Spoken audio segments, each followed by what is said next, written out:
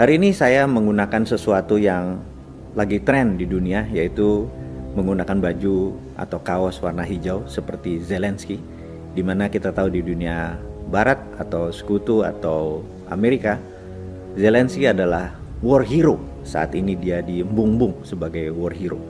Sementara bagi negara-negara yang sering diacak-acak sama Amerika, seperti negara-negara Timur Tengah seperti negara penghasil fosil oil, itu sangat membenci apapun yang Barat lakukan, sehingga begitu ada seorang yang bernama Putin menyatakan dirinya berperang melawan NATO oleh pihak Timur, dia dianggap war hero atau seorang Marvel, seorang superhero yang akan mengalahkan Thanos. Dan kita tahu Thanos itu adalah Amerika dan sekutunya. Jadi kita mau cerita sedikit mundur. Ada hal yang menurut saya penting untuk sahabat semua tahu, apa itu yang terjadi di dunia ini, atau dengan kata singkatnya adalah who run the world, atau siapa sih sesungguhnya yang menjalankan dunia ini. Yang ada yang menyebutnya New World Order dengan nama-nama lain, dan juga how the world work. Nah, ini saya ada masalah nih kalau urusan bahasa Inggris nih. Bagaimana cara dunia bekerja, how the world work gitu ya. Nah, kita mau menceritakan sedikit bagaimana cara dunia bekerja. Mau nggak mau kita mundur sebentar ke tahun 30-an sampai tahun 40-an. Kalau kita membayangkan diri kita sekarang di tahun 30-an, apa yang Anda bayangkan di pikiran Anda? Misalnya, apakah letak Pulau Jawa bergeser dari sekarang? Atau letak benua Amerika itu bukan di posisi sekarang? Ternyata sahabat, letak geografis dunia itu sejak dari 2000, 3000, 5000, 10.000 tahun yang lalu hingga saat ini, letak geografisnya adalah sama. Lalu apa yang membedakan peta dunia di tahun 20-an, tahun 30-an, tahun 40-an, tahun 50-an dengan sekarang, tahun 2022? Yang berbeda adalah negaranya saat itu belum sebanyak sekarang. Kalau sekarang ada hampir 200 negara. Waktu itu di tahun 30-an, di tahun 20-an, Indonesia itu belum ada. China atau Tiongkok itu belum ada. Arab Saudi belum ada. Irak belum ada, gitu ya. Ada 100 negara belum lahir. Dan karena itu pertanyaannya, peta dunia itu seperti apa, gitu ya. Maka jawabannya sangat sederhana. Peta dunia dulu ditentukan oleh negara-negara kolonialisasi yang mengkoloni. Misalnya di Afrika terbagi, di sini wilayah Belgia, di sini wilayah Spanyol, di sini wilayah Inggris, di sini wilayah Belanda, gitu ya. Kemudian di sisi Asia juga sama. Jadi yang disebut peta dunia berbeda dengan peta dunia sekarang. Peta dunia sekarang berdasarkan negara. Kalau dulu berdasarkan negara yang mengkolonialisasi. Nah, di tahun 30-40 terjadi sebuah fenomena di mana Jerman menyerang Polandia di tahun 1938-39. Itulah yang disebut awal dari Perang Dunia Kedua. Dan kita tahu ada sebuah negara yang sangat ingin Eropa itu rata tanah. Negaranya itu namanya Amerika. Mengapa ingin rata tanah? Saya lompat sebentar di tahun 2022. Sewaktu tanggal 24 Februari 2022, Rusia menyerang Ukraina. Seminggu setelah peristiwa itu terjadi, ada 7 pemimpin Afrika menyatakan, kami berharap perang dunia ketiga terjadi, perang militer terjadi di Eropa agar Eropa rata tanah. Kenapa 7 pemimpin Afrika tadi berkata begitu? Kalau Newman ya, kalau kita dapat mandat juga ngomong begitu, tapi nggak tahu yang sekarang ya. Sekarang makanya nggak nyampe mikirin begituan. Oke, kita lompat. Jadi kenapa pemimpin Afrika menyatakan kalau pengen perang dunia ketiga dan Eropa rata tanah? Sama seperti apa yang dipikiran Amerika di tahun 30 akhir atau tahun 40 itu, pengen Eropa rata tanah. Kenapa Amerika berpikir begitu? Kita mundur sebentar, mundur lagi ya. Belajar sejarah itu penting. Karena mengerti sejarah, Anda mengerti behavior, Anda mengerti masa depan, gitu ya. Kembali ke periode tahun 1900. Anda sekarang bayangkan, di masa itu juga 100 negara belum hadir. Semua wilayah itu tegang. Di daerah Brazil misalnya, Portugal ribut sama Belgia, ribut sama Spanyol, kemudian di Indonesia, Inggris sama Belanda, di Afrika, hampir semua negara Eropa yang mempunyai wilayah kolonialisasi ribut satu sama lain. Portugis dengan Spanyol, Spanyol dengan Perancis, Perancis dengan Belanda, Belanda dengan Inggris, dan lain sebagainya. Di semua wilayah dengan berbeda-beda friksinya. Nah, intinya tegang. Dan waktu itu Inggris tahun 1900 itu merasa mereka memerlukan namanya junior ally, atau negara yang tidak terlibat dalam konflik-konflik ini, dan terpikirlah sebuah negara junior yang namanya Amerika. Dan di-approach lah tahun 1901, datang delegasi Inggris menawarkan ke parlemen dan pemerintahan Amerika waktu itu untuk menjadi ally, menjadi aliansi, menjadi sekutu Inggris. Kemudian waktu 1902 delegasi Amerika berkunjung ke Inggris, kemudian berkunjung ke Eropa.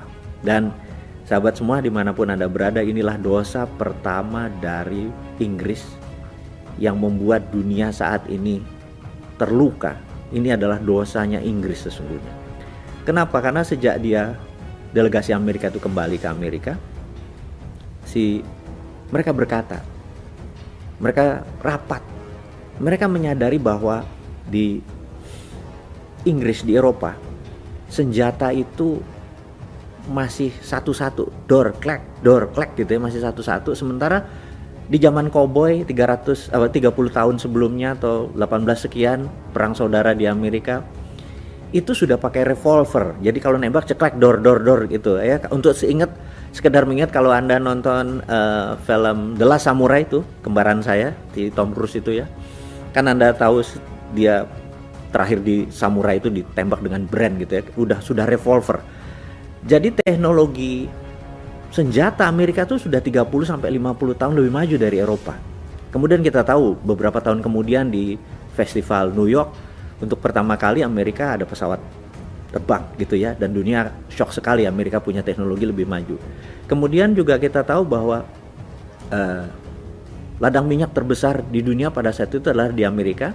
Amerika punya crude oil, Amerika menghasilkan dari crude oil diproses menjadi kerosin atau minyak bakar.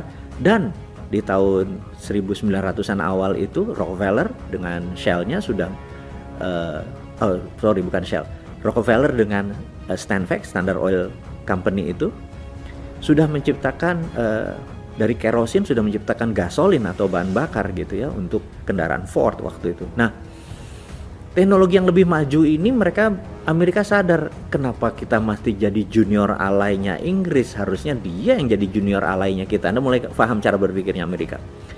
Karena itu yang diharapkan Amerika adalah Eropa rata tanah. Dan benar, waktu 1914 seorang Duke dari Austro-Hungarian dibunuh di Serbia oleh pemberontak Serbia.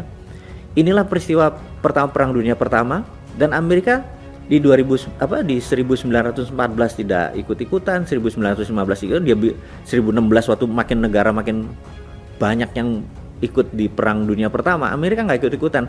Di sisi Amerika cuma satu, dia pengen Eropa rata tanah gitu ya. Nah, singkat cerita, akhirnya U-boatnya Jerman menyerang 3 kapal niaganya Amerika di 1917. Akhirnya Amerika nggak tahan, Amerika masuk.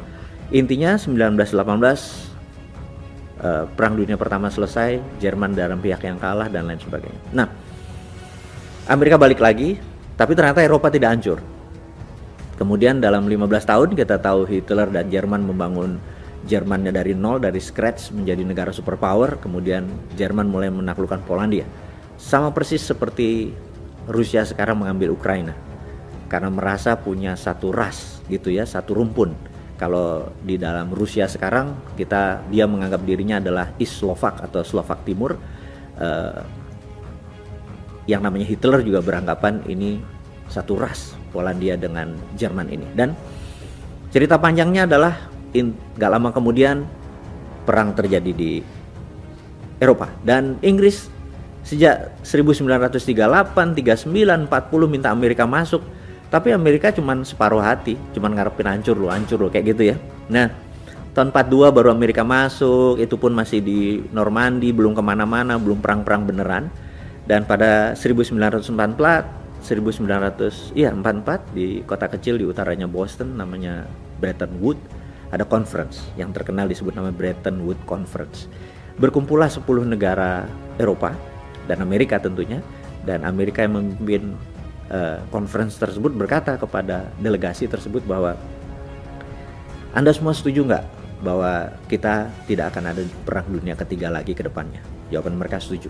Dan untuk tidak ada perang dunia ketiga, maka negara dunia harus dikontrol. Setuju gitu ya. Maka salah satu resolusinya adalah mereka harus mempunyai world currency. Setuju? Mereka semua jawabnya setuju. Dan world currency itu adalah dolar. Semua setuju kecuali delegasi Prancis, dan delegasi Prancis keluar dari ruangan tersebut. Tapi sahabat semua tahu bahwa dalam sebulan kemudian setelah Jerman menyerang Prancis, delegasi Prancis balik dan menandatangani, oke gue setuju deh. Intinya adalah dolar menjadi world currency.